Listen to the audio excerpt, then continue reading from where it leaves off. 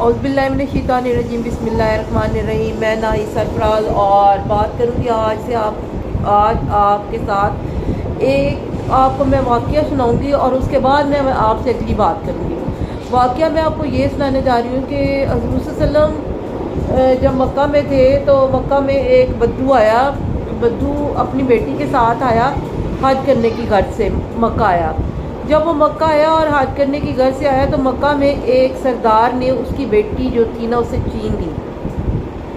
वो आहो बका करता हुआ गलियों में फिर रहा था मक्का की, तो उसकी मुलाकात वसल्लम से हुई। जब आप वसल्लम से मुलाकात हुई तो आप वसल्लम ने सारा आवाज़ सुना।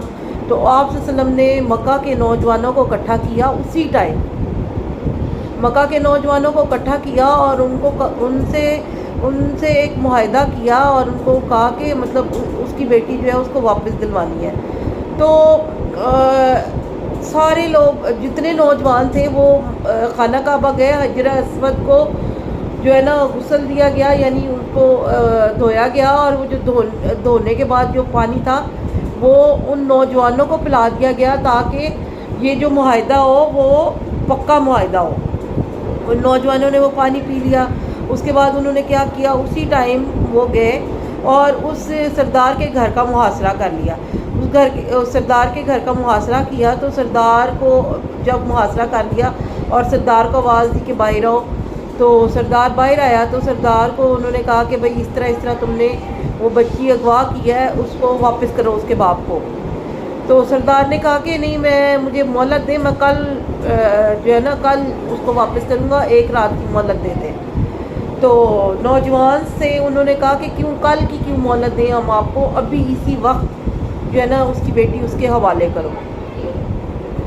तो वो समझ गया सरदार के अब मैं नहीं बच सकता क्योंकि मेरे घर का मुहासरा हो चुका है, तो मुझे बेटी तो उनकी वापस देनी है।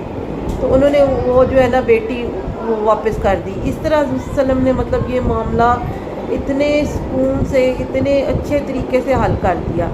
तो हम क्या कर रहे हैं, अगर हम मुसलमान हैं, हम हज़रत सल्लम को मानते हैं, अल्लाह को मानते हैं, तो फिर हमारी गैरत, हमारी इज़्ज़त, हमारा सारा कुछ कहाँ पे है, कहाँ पे क्या हमारे नौजवान सोए हुए हैं। अगर नौजवान सोए हुए हैं तो मैं ये हाथ जोड़ के उनसे अपील करूँगी कि जाग जाओ।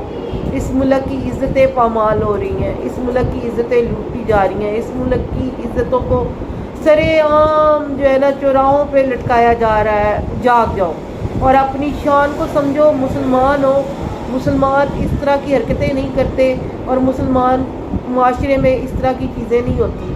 हमें किसी ने बाहर से आकर हमारी बाजू नहीं बनना, हमारी ताकत नहीं बनना, आप लोगों ने ही ताकत बनना है। तो इसमें सबसे ज़्यादा ये चीज़ देखें, मैं फिर बात आ जाएगी कि जी दुआ ज़ारा की बारे में ही बात करूँगी। उसके बाप का क्या कसूर है, उसको कितना जलील किया जा रहा है।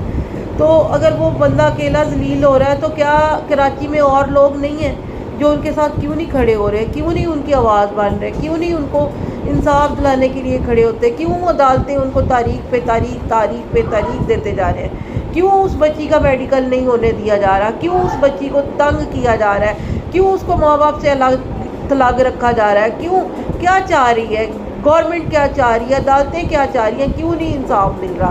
तो इसके लिए अब आप सबको, मेरी तमाम नौजवानों को ये वाक़या सुनाने का सिर्फ इतना सा ही था कि अगर रसूल सल्लम नौजवानों से ये काम ले सकते हैं तो हम क्यों नहीं ले सकते। हमारे नौजवान गैरतमंद हैं, उनमें इतनी जुर्रत है, वो इतनी ताकत रखते हैं कि वो इस तरह की बातें जो है ना ये इनको मसलों को हल कर सकें।